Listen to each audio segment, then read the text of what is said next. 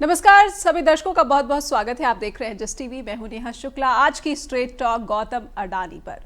America में justice department ने गौतम अडानी ही नहीं बल्कि उनके भतीजे सागर अडानी और उनके अलावा 6 अन्य पर धोखाधड़ी का आरोप लगाया है, रिश्वतखोरी का आरोप लगाया और यूएस के अमेरिका के निवेशकों बैंकों से झूठ बोलने की बात कही है, आरोप लगाया और साथ ही साथ ये भी कहा है कि उन्होंने जो इस जांच अमेरिकी जांच थी इन साजिशों या फिर आरोपों के ऊपर, उनको भी जो है प्रभावित करने की कोशिश की, इस जांच को रोकने की कोशिश की और संबंधित ईमेल, मैसेजेस और एनालिसिस मिटा दिए। ये तमाम जो आरोप है वो बहुत गंभीर है और इसी के साथ अमेरिका ने अरेस्ट वारंट गौतम अडानी और सागर अडानी के खिलाफ इशू किया है। कहा जा रहा है कि भारत की सरकार से संपर्क साधा जाएगा और जांच में सहयोग की बात कही जाएगी। क्या ये अमेरिका की भारत के खिलाफ एक और ब्लैकमेलिंग का मामला है या फिर मामला वाकई में अंतर्राष्ट्रीय वित्तीय घोटाले से जुड़ा है? आज की स्ट्रेट टॉक इसी पर। आइए शुरू करते हैं आज का कार्यक्रम। तो दर्शकों को बता दें कि अडानी ने अपनी सफाई पेश कर दी है। कहा है कि ये तमाम जो आरोप लगाए गए हैं यूएस जस्टिस डिपार्टमेंट की तरफ से, ये आरोप बेबुनियाद है, आधारहीन है। ये अडानी ग्रुप का स्टेटमेंट है। गौतम अडानी की तरफ से कोई बात सीधे सीधे नहीं कही गई है और राहुल गांधी हमलावर हैं, बीजेपी पलटवार कर रही है। बीच में प्रधानमंत्री नरेंद्र मोदी की भूमिका पर भी सवाल पूछे जा रहे हैं। कुछ सवाल और कुछ फैक्ट्स हैं, हम चाहते हैं कि पहले अपने दर्शकों के सामने रखें और उसके बाद आज के हमारे मेहमानों से इस विषय को समझने की कोशिश आगे बढ़ाएं। एक नजर आप अपनी टीवी स्क्रीन पर जरा गौर फरमाइएगा कि भारतीय कारोबारी जिनके दिन दुनी रात चौगनी के किस्से लगभग 10 वर्षों से भारत ही नहीं अंतर्राष्ट्रीय स्तर पर भी काफी लोकप्रिय रहे हैं, इन पर अब एक और भ्रष्टाचार, रिश्वतखोरी यानी कि 2000 करोड़ से ज्यादा की रिश्वतखोरी का आरोप लगाया है और भारत में नहीं बल्कि अमेरिकी जस्टिस डिपार्टमेंट ने लगाया है। और ये आरोप इसलिए भी गंभीर हो जाता है क्योंकि अब अडानी के ऊपर अमेरिकी इन्वेस्टर्स, अमेरिकी बैंक, इनसे झूठ बोलने का मामला है। ये आरोप बहुत ही गंभीर हो जाता है और ये मामला असल में भारत से जुड़ा है कि भारत में ग्रीन एनर्जी प्रोजेक्ट के लिए अडानी अमेरिकी निवेशकों के साथ मिलकर रिश्वतखोरी की साजिश को अंजाम देने की कोशिश कर रहे थे।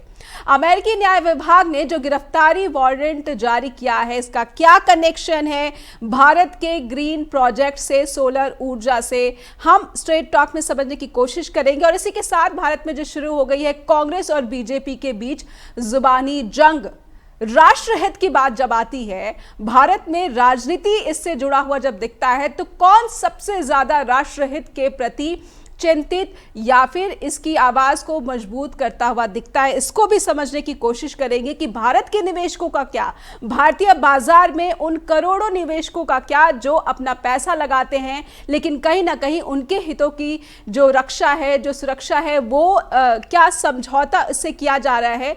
अमेरिकी जस्टिस डिपार्टमेंट में कोर्ट में जो सुनवाई हुई है, अगर उसको गौर से देखा जाए तो उसको अपने निवेशकों की चिंता है और इसीलिए गौतम अडानी पर जो आरोप लगे हैं उसे गंभीरता से लेते हुए ग्रैंड जूरी जो है उसने ये आरोप तय किए हैं। हमारे साथ जो पैनल जुड़ा हुआ है, आइए स्वागत कर लेते हैं। हमारे साथ वरिष्ठ पत्रकार जुड़ रहे हैं, उत्कर्ष सिन्हा, हमारे साथ लीगल इश्यूज एक्सपर्ट रूपा सोनी जी जुड़ रही है और फॉरेन इश्यूज एक्सपर्ट डॉक्टर प्रभात राय भी जुड़ रहे हैं। आप सभी का बहुत बहुत स्वागत करती हूँ मैं।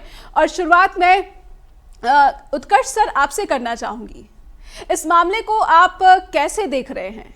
क्या भारत में जिस तरीके से राहुल गांधी ने प्रेस वार्ता की और बीजेपी की तरफ से भी संबित पात्रा ने मोर्चा संभाला, तो क्या हम ये समझे कि राहुल गांधी जिस बात को लंबे अरसे से संसद के भीतर उठाते रहे हैं, इस बात को एक और जो है उदाहरण मिल गया है और जिस फ्रॉड की बात, जिस वित्तीय घोटाले की बात, भ्रष्टाचार की बात राहुल गांधी या फिर कांग्रेस या फिर अन्य विपक्षी दल करते रहे हैं, हालांकि विपक्षी दलों की सरकारें भी जिन राज्यों में है वहां पर भी अडानी के प्रोजेक्ट पर सवाल उठाए जा रहे हैं। ऐसे में इस हमाम में कौन नंगा है और कौन पाक साफ?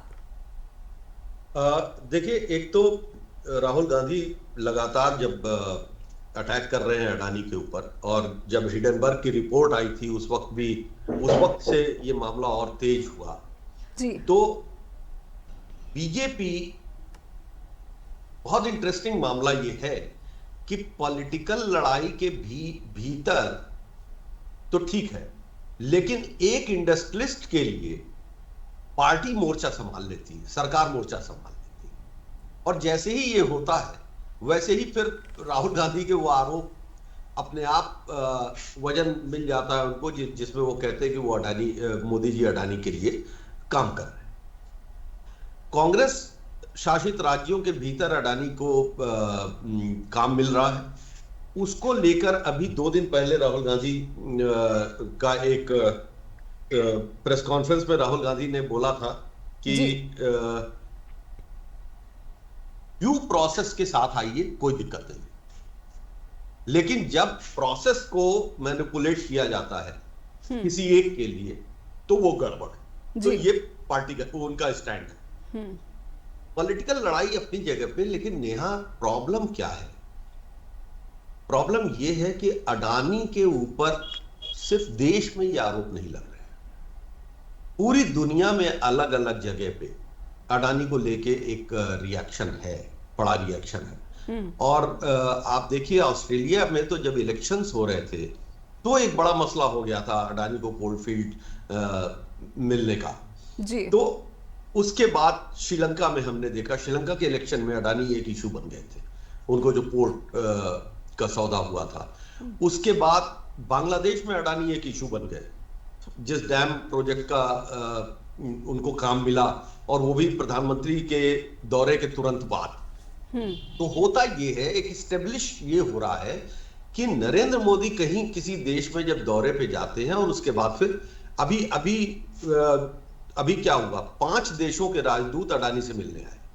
उसके ठीक पहले मोदी जी की मुलाकात उनके राष्ट्राध्यक्षों से हुई थी। तो ये कनेक्शन इस्टेब्लिश होता जा रहा है जी। ये सिर्फ अब र्यूमर की बात नहीं है, कोई भी अगर सिरों को जोड़ेगा, तार को जोड़ेगा तो वो दिखाई देगा। अब उसके भीतर यहां भी हिडनबर्ग की रिपोर्ट को आप देखिए तो उसमें भी क्या था कि फंड रेजिंग में मैनिपुलेशन है, शेयर्स के प्राइसेस फ्लोट किए जाते हैं तो उसको हाइक दी जाती। अमेरिका के भीतर भी यही है, इन्वेस्टर्स का पैसा और इन्वेस्टर्स से चीटिंग इशू ये। हालांकि अमेरिका की कहानी भी थोड़ी अलग तरह की है कि वो ऐसे मामलों में सौदेबाजी का भी रास्ता खोल के रखता है। लेकिन अब क्योंकि वो तो हमेशा से रहा है कि कहीं भी यूएस का इंटरफेरेंस हुआ और उसके बाद एक डील हुई और उसके बाद फिर वो कोई ना कोई चीजें हो जाती हैं। तो इसमें क्या होगा मुझे नहीं मालूम, वो रूपा जी और प्रभात सर बताएंगे।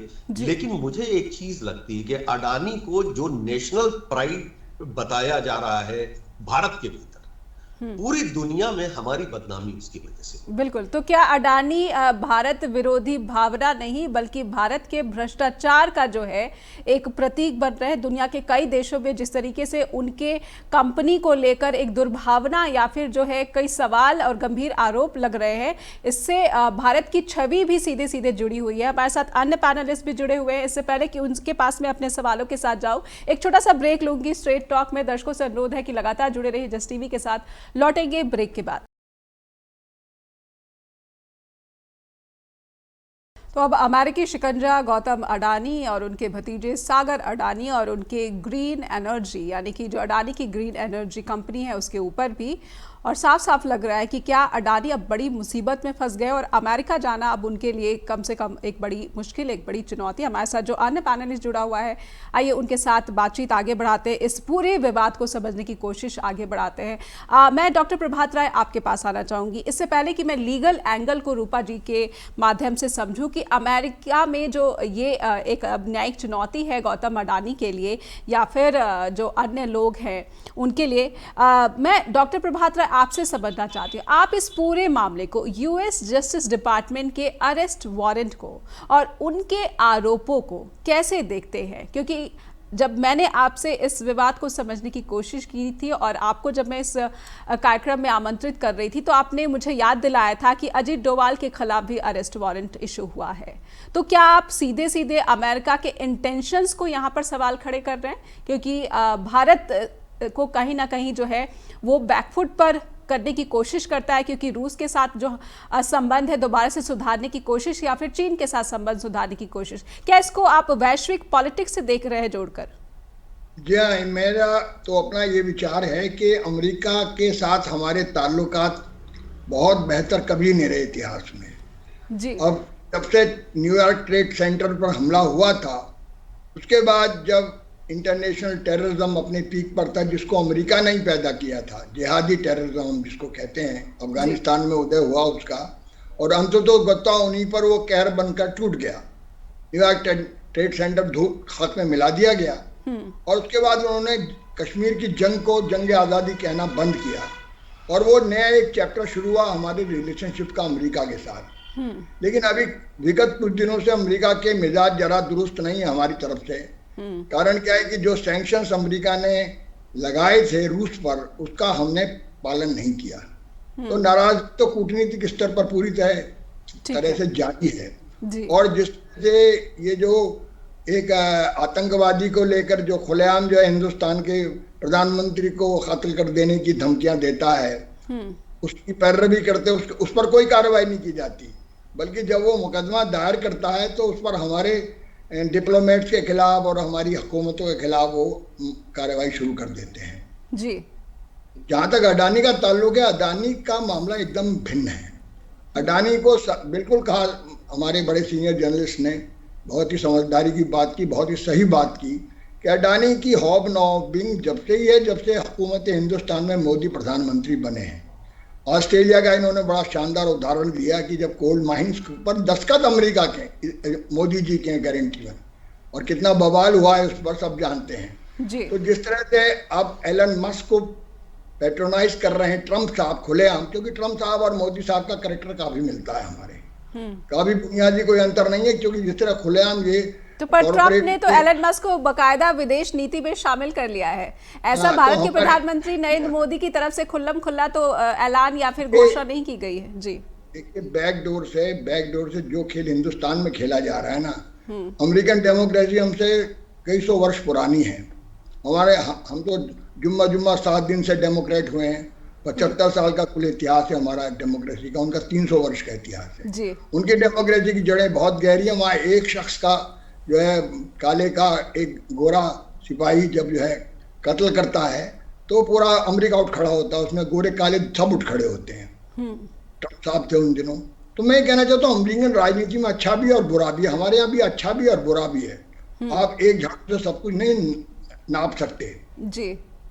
तो मेरा अपना सोचना यह है कि अडानी के मैटर पर तो अमेरिका ने ठीक कार्रवाई की, क्योंकि ये तो बड़ा भारी जो है घपलेबाज आदमी है। सारी दुनिया इस बात को जान चुकी है आज, तमाम लोग जान चुके हैं दुनिया के, कि ये मोदी जी की पैट्रोनाइज्ड में जिस तरह से इसको जो है पैट्रोनाइज किया है हमारी हुकूमत ने सरेआम, भले ही वो सीधे सरकार में नहीं है तो सरकार से प्रभात सर, क्या ये इस घटना से ये स्थापित हो चुका है, स्टैब्लिश हो चुका है कि भारत के प्रधानमंत्री नरेंद्र मोदी और गौतम अडानी के जो संबंध है वो मित्रता से कहीं बढ़कर और राष्ट्रहित से ऊपर हैं? क्या इस मैटर से ये स्टैब्लिश हो रहा है? नेहा जी, ये तो बहुत पहले साबित हो चुका है। हमारे अभी जो है सिन्हा साहब ने कहा ये तो पहले दिन से साबित हो गया था। टाटा बिरला को भी कांग्रेस ने पैट्रोनाइज किया था। हम लोग जब छोटे थे तो हम नारा सुनते थे, शायद आपको तुम मालूम नहीं हो नारा, कि टाटा बिरला की सरकार नहीं चलेगी। ये सोशलिस्ट और कम्युनिस्ट लोग नारा लगाते थे उस दौर में। अब तो वो तो गैर एक पीछे से, क्योंकि एक लाइसेंस राज था, उसके ऊपर ये कहा गया सारे लाइसेंस बिरला को दिए जाते हैं, टाटा को तो मिल जाते हैं, क्योंकि टाटा बहुत ही दूसरी तरह का इंडस्ट्रियलिस्ट हैं और बहुत से मामलात में उनकी बड़ी ऑनेस्टी और बड़ी उनकी खूबियां भी गिनाई गई हैं। वो अलग बात। लेकिन अब तो अडानी और अंबानी को क्यों भूल रहे हैं आप? सबसे पहले तो अंबानी को पैट्रोनाइज किया था, कांग्रेस ने भी किया था, सरेआम किया था अंबानी को, और अडानी को और अंबानी को दोनों ने इन्होंने खुलेआम पैट्रोनाइज किया है। जी। मतलब कहते हैं, जिसको कहते हैं ना कि सरकारी पूंजीपति हैं ये तो सरकारी छत्र छाया में फलने फूलने वाले पूंजीपति हैं, जिनको लोन दिलाने में, जिनके लोन माफ करने में अगर 5,000 करोड़ रुपया कांग्रेस सरकार पूंजीपतियों को माफ करती तो ये 10,000 करोड़ माफ कर रहे हैं। अंदाजा तो लगाइए हिंदुस्तान की हालत। 16,000 करोड़ भारत सरकार ने डिफॉल्टर्स का माफ किया है। रूपा जी के पास में आना चाहूंगी। रूपा जी, अमेरिकी न्याय प्रणाली जो है मुझे लगता है कि आप थोड़ी इसकी समझ आपको ज़्यादा होगी, मैं समझना चाहती हूँ जस्टिस डिपार्टमेंट के ये जो आरोप है ये कितने सीरियस हैं, और गौतम अडानी और सागर अडानी के खिलाफ ये जो अरेस्ट वारंट इशू हुआ है ये क्या कहता है, इसके क्या मायने हैं। मैं अपने दर्शकों के लिए और खुद के लिए भी ये समझना चाहती हूँ कि इस एक्शन को अगेंस्ट गौतम अडानी और सागर अडानी और अन्य जो 6 और लोग हैं उसे लीगली आप कितना सीरियस देखती हैं और कितना मजबूत केस देखती हैं जो डिफॉल्टर्स है या फिर अक्यूज्ड है उनके अगेंस्ट। या मैम, इट्स क्वाइट सीरियस। जैसे वहाँ पे एक वर्ड यूज किया, अगर आपने देखा होगा, इंडिक्टमेंट। इंडिक्टमेंट का मतलब होता है कि जब भी कोई रिटर्न एक्विजिशन लगती है या उनके पास रिटर्न स्टेटमेंट होती है और फिर उसके बाद वो वारंट इशू करते हैं, तो जैसे इन 6-7 लोगों को इंडिक्ट किया गया, that's the indictment and it's quite serious. It's not only a US government ने इशू करा है, पर उसमें जैसे हमारे यहाँ पे सेबी होता है और वहाँ पे SEC होता है, सिक्योरिटी एक्सचेंज कमीशन है, तो उन्होंने भी इनको ब्राइबरी एंड फ्रॉड में and wire fraud and there are 2 more charges securities के रिलेटेड, वहां पे इनको इन्वॉल्व किया है, चार्ज किया है, एंड इट्स क्वाइट सीरियस। अब ये जो अरेस्ट वारंट है, अगर ये अरेस्ट वारंट, और ये भी सुनने में आया है कि अब जो वहाँ के इंटरनेशनल लॉ फोरम है उसे भी कांटेक्ट करने की कोशिश अब वहाँ पर जो जस्टिस डिपार्टमेंट या फिर अटॉर्नी है वो करेंगे, तो आप इसे कैसे देख रहे हैं? क्या भारतीय एजेंसियों से जो जब संपर्क साधा जाएगा तो भारतीय एजेंसियों के सामने ये कानूनी जो मसला है वो कितना मजबूत है, और आप इसे किस तरह से देख रही है दोनों देशों के बीच? क्योंकि इस तरह का एक जांच जो पहले से भी चल रहा है, अगर हम देखें कि जो अमेरिकी धरती पर अमेरिकी नागरिक की हत्या की साजिश का जो मामला चल रहा है, और उसमें भी कुछ एविडेंस यूएस ने जो है भारतीय एजेंसियों के सामने रखे, जिसकी जांच में भारतीय एजेंसियां सहयोग भी कर रही है और टीम जो है अमेरिका का भी दौरा कर चुकी है। इस मामले में भी आपको लगता है कि इस नौबत तक पहुंचेगी अमेरिकी सरकार और भारत एजेंसियों को जो है मजबूर कर पाएगी कि आप जांच में सहयोग दीजिए, हमारे पास एविडेंस काफ़ी हैं? मैम, इट्स नॉट एलिज्ड नहीं है वहाँ पे कि अभी उसको प्रूव करना है ये क्राइम जो उन्होंने लगाया है उन पे और वारंट इशू किया है, उनके पास एविडेंस है ऑलरेडी। इंडिक्ट का मतलब है कि एक रिटन स्टेटमेंट दी गई है विद एविडेंस के साथ, उनके पास ऑलरेडी एविडेंस है कि जो पैसा यहाँ के इन्वेस्टर से हमने रेज करा है अडानी एंड उसके ग्रुप ने, वो कहाँ पे उन्होंने दे दिया। यानी ये एलिगेशन अब नहीं रहा है, अब गौतम अडानी सीधे सीधे एक बड़े आरोपों में जो है फंस चुके हैं, और अमेरिकी सरकार जो है भारत सरकार से ये अपेक्षा करेगी कि भारत सरकार ना सिर्फ जांच में सहयोग करे बल्कि गौतम अडानी की गिरफ्तारी में भी सहयोग करे, इफ आई एम राइट? या टू सम एक्सटेंट। ओके, एक छोटा सा ब्रेक लूंगी मैं यहाँ पर, इसी के साथ एक ब्रेक के लिए रुकेंगे और कई सवाल बाकी है कि अब गौतम अडानी का जो पूरा का पूरा कारोबार है, और ये भी देखा जा रहा है कि किस तरह से भारतीय बाजार में उनके शेयरों में भारी गिरावट आई है, और बीजेपी का ये कहना है कि कांग्रेस नहीं चाहती कि जो भारतीय बाजार है उसके जो निवेशक है वो मुनाफा कमाए, और उनके जो निवेशकों के हितों से समझौता विपक्ष कर रहा है। इस तरह का हमला बोलकर, गौतम अडानी पर हमला बोलकर और प्रधानमंत्री नरेंद्र मोदी की छवि खराब करके। एक छोटा सा ब्रेक के बाद लौटते हैं स्ट्रेट टॉक के साथ। फिर से स्वागत है आपका, आप देख रहे हैं स्ट्रेट टॉक और सीधे चलते हैं उत्कर्ष जी के पास। उत्कर्ष सर, मैं समझना चाहती हूँ कि इस पूरे मामले पर बीजेपी का जो स्टेटमेंट आया है, उससे पहले राहुल गांधी का भी जो स्टेटमेंट आया है, मैं समझना चाहती हूँ क्योंकि कहीं ना कहीं बीजेपी के नेतृत्व में केंद्र सरकार जो है सत्ता में है। क्या भारत सरकार, ये कहा जा सकता है कि भारत सरकार एक बार फिर से गौतम अडानी का बचाव करती दिख रही है, या फिर इस मामले पर जांच की मांग जो विपक्ष कर रहा है, इस जांच पर संजीदा एक्शन या फिर कोई जो है इसे रफा दफा करने की कोशिश दिख रही है आपको? ये शुरुआत हो गई है बीजेपी के स्टेटमेंट से, ये कयास लगाए जा सकते हैं? नहीं भाई, एक बात बताइए नेहा, कि अगर किसी इंडस्ट्रियलिस्ट के बारे में कोई इस तरह की बात आती है, सरकार को क्यों डिफेंड करना चाहिए या किसी पॉलिटिकल पार्टी को क्यों सामने आना चाहिए? संबित पात्रा सांसद भी हैं और बीजेपी के स्पोक्स पर्सन, क्यों मोर्चा खोल रहे हैं? लीगल प्रोसीजर में जाने दीजिए ना। आनंद उनको महेंद्र, निवेशकों की मैं चिंता है। एक भारतीय नाम ले रहा हूं बाजार कि में अडानी के शेयर में जिन्होंने पैसा लगाया है, उन निवेशकों की चिंता संबित पात्रा को सता रही है। ये इतनी बेवकूफी की बात है, बहुत साफ, कि क्या इसको दूसरे तरीके से नहीं देखा जा सकता है? क्या इसको इस तरह से नहीं देखा जा सकता कि निवेशकों का पैसा बच गया एक ऐसे जगह पे लगने में जहां जिस कंपनी का कोई भविष्य खतरे में जा रहा है, जिसकी कंपनी के मालिक एक्यूज हो गए हैं, उनके खिलाफ वारंट हो गया है, देश का पैसा बचे, ये भी तो देखा जा सकता है। और मैं इसको छोड़ दीजिए, मैं ये कह रहा हूं कि यहां गौतम अडानी, इसकी जगह भारत में बहुत सारे बड़े उद्योगपति हैं ना, बहुत सारे, जी, नाम किसी का क्या नहीं, लेकिन बहुत सारे ऐसे हैं जो 10 साल पहले तक टॉप 10 में हुआ करते थे, अडानी जी तब नहीं थे। उनमें से किसी के खिलाफ अगर इस तरह का होता तो क्या पार्टी स्टैंड लेती इस तरह से? या अगर कुछ होता है तो क्या पार्टी हमेशा स्टैंड लेती है? बीजेपी खुद पार्टी बन जा रही है जी।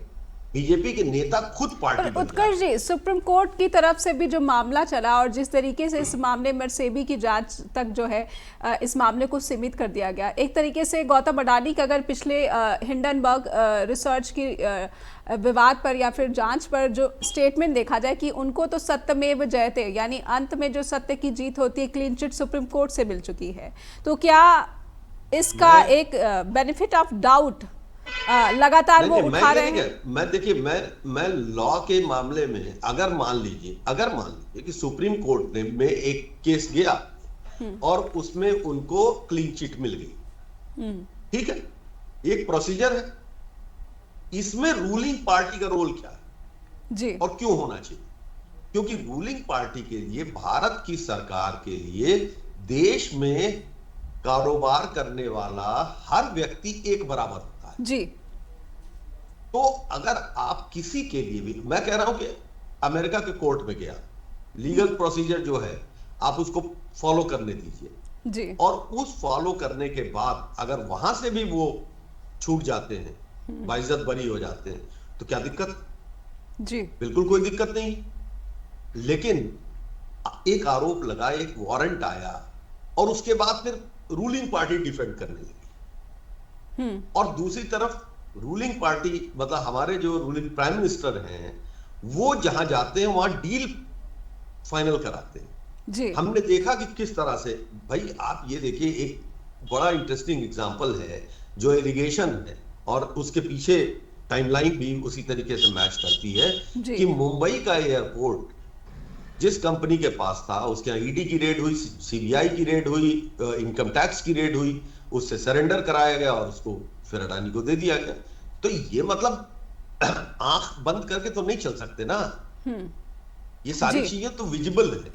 तो ऐसी स्थिति में मेरा सिर्फ एक कहना है कि एक बिजनेसमैन के ऊपर कहीं भी कोई एलिगेशन आ रहा है, गवर्नमेंट उसको, गवर्नमेंट और रूलिंग पार्टी उसके लिए क्यों आके खड़ी?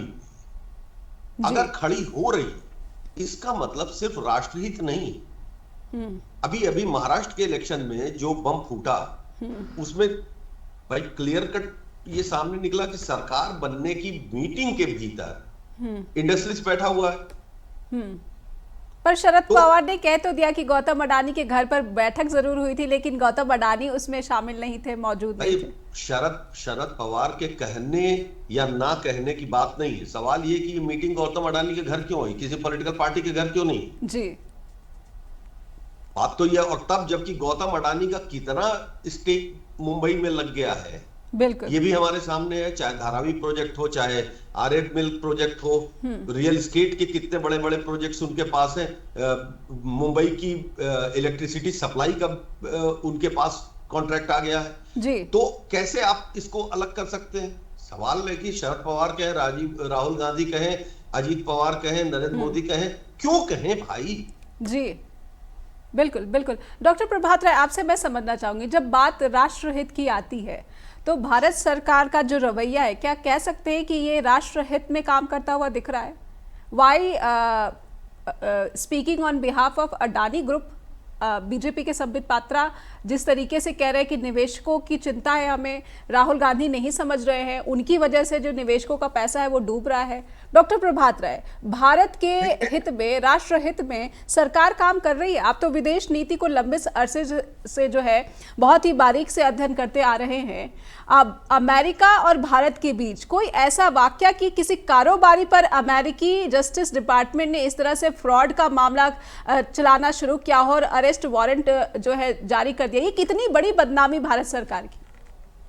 ठीक कहा आपने, अभी तक इतिहास में कभी नहीं हुआ किसी कारोबारी के खिलाफ, और वो भी करप्शन के मुद्दे पर, जिस पर बीजेपी खुलकर जो है नारेबाजी करती है। जीरो टॉलरेंस करप्शन मैटर है, ये पूरी तरह से धोखाधड़ी का मामला है, ठगी का मामला है और निवेशकों को बिल्कुल समझिए ठगने का मामला है।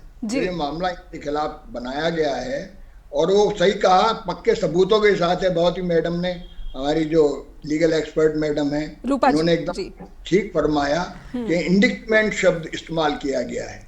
इंडिक्टमेंट जब इस्तेमाल किया जाता था जब बाकायदा शख्स को मुल्जिम बनाया जाता है, आरोपों के अंदर बहुत ही ठोस आरोप, जब समझता है कि इसके जो आरोप हैं जो इन पर आयत किए गए हैं वो एकदम उनमें दम है, उनके पीछे ठोस सबूत है, तब ये शब्द होता है, तभी वारंट भी जारी किए जाते।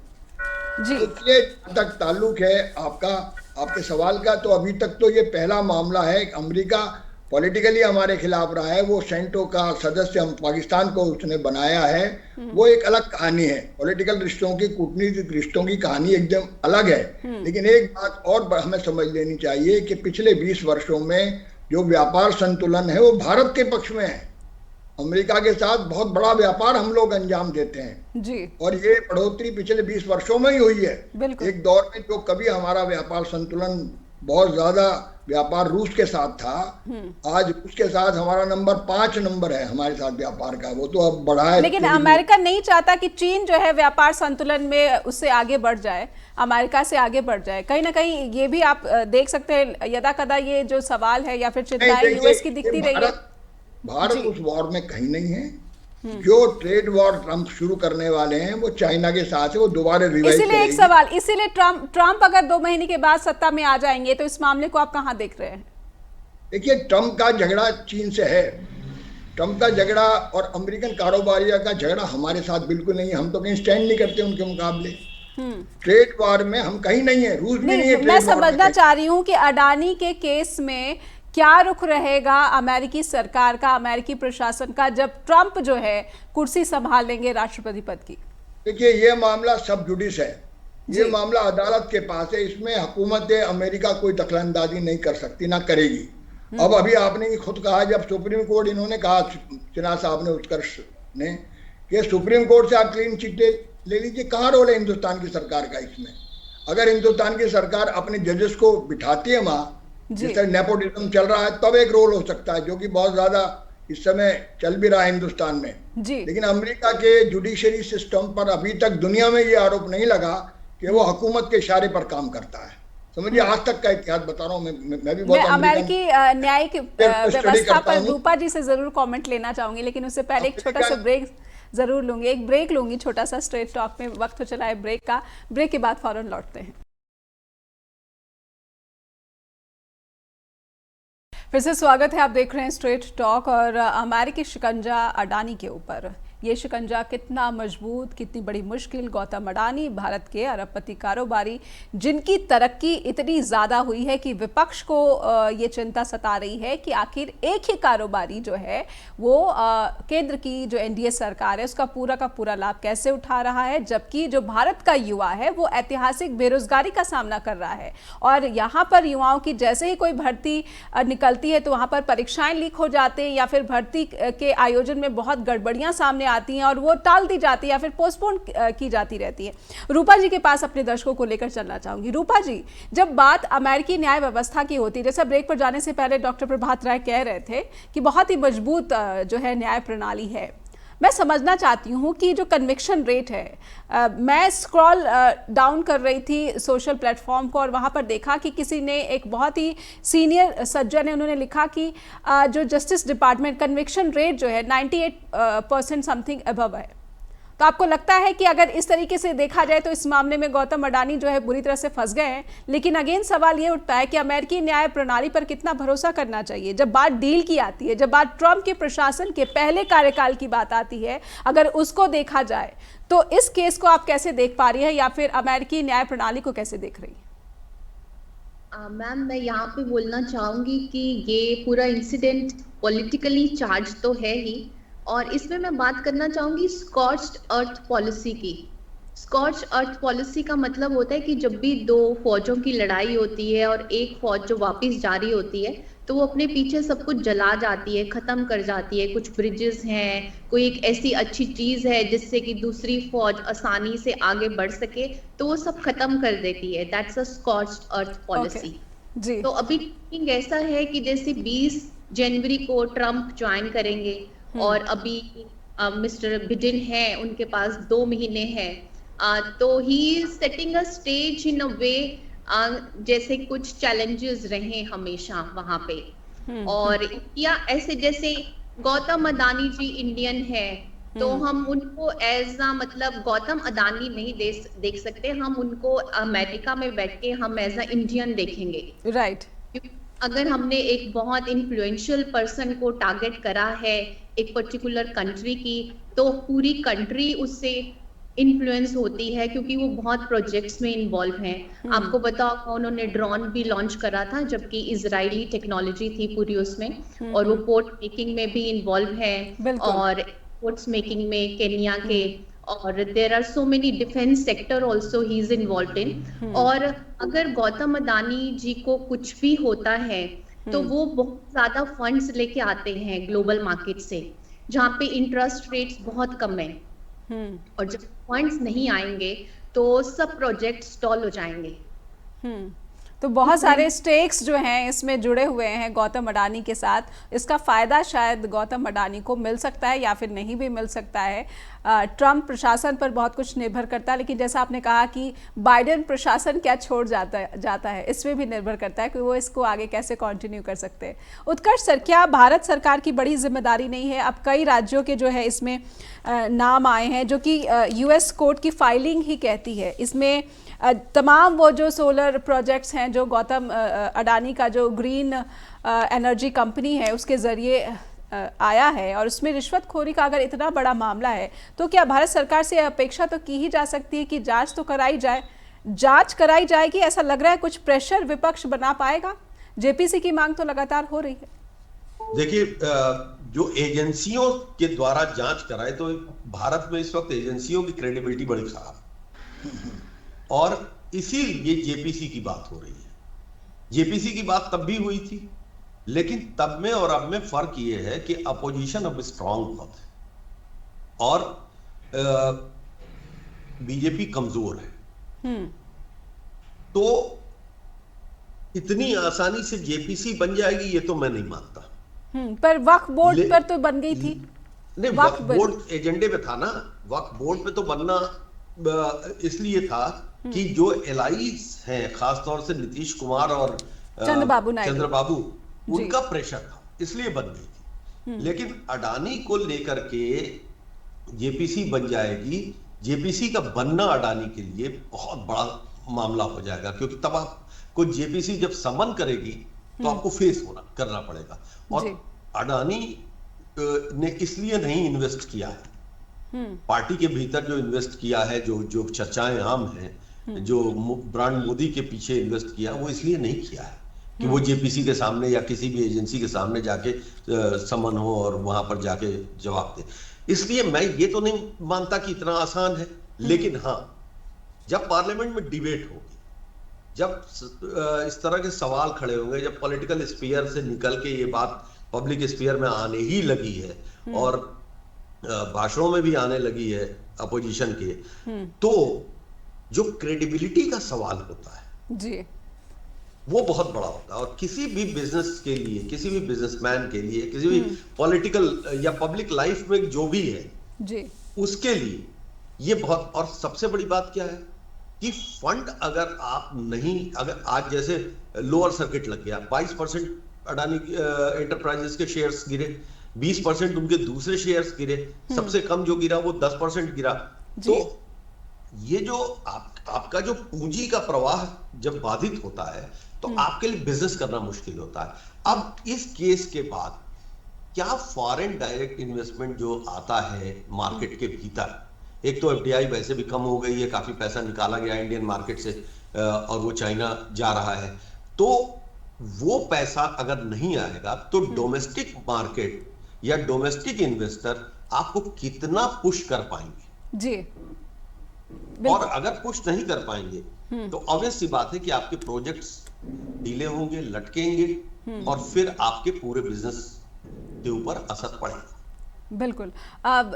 प्रभात सर, मैं आपसे समझना चाहती हूँ, अब अंतर्राष्ट्रीय स्तर पर अगर देखा जाए उन देशों में जहाँ जहाँ अडानी के प्रोजेक्ट्स जो हैं वो चल रहे हैं, कई सारे, रूपा जी ने जिस तरीके से बोला कि कितने हाई स्टेक गौतम अडानी के साथ जुड़े हुए, लेकिन सबसे बड़ा सवाल है कि गौतम अडानी के नाम से जो भ्रष्टाचार जुड़ गया है, क्या भारत सरकार इतना बड़ा जो है ये आरोप अपने ऊपर आने दे सकती है? कितना बड़ा कॉम्प्रोमाइज आप देख रहे हो और समय कितना आप मान रहे हैं कि भारत सरकार के पास है अगर जांच शुरू हो जाती है कम से कम, या फिर प्रधानमंत्री नरेंद्र मोदी कोई स्टेटमेंट दे देते हैं?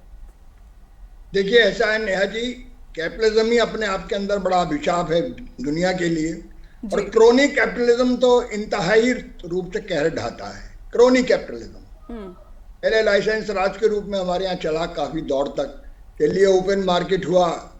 हमारे नरसिम्हा राव जी ने ग्लोबलाइजेशन के फेर में काफी कुछ लाइसेंस राज को खत्म किया, उसकी तारीफ भी हुई है, तमाम क्रिटिसिज्म भी हुए। लेकिन ये जो कैपिटलिज्म है जो हिंदुस्तान में इस दौर में चल रहा है, एजेंसीज का हाल अभी हमारे सेना साहब ने बताया किस तरह क्रेडिबिलिटी खराब हुई है, पहले भी खराब थी। सीबीआई को पहले भी तोता ही कहा गया है लंबे दौर तक, जब बीजेपी पावर में नहीं थी, कि तोता है, ये तो बोलता है जो मालिक कहता है। पर अब तो सेबी भी नया इसमें जो शुमारी सेबी की हो गई। ये जो आपका सवाल है बहुत ही दुरुस्त सवाल है, बढ़िया सवाल, आपने तीखा सवाल किया है कि हुकूमत हिंदुस्तान, अगर ये लगता है मोदी जी अब खुलकर आएंगे सामने तो उनकी क्रेडिबिलिटी भी खत्म होगी, पहले भी हुई उनकी खत्म।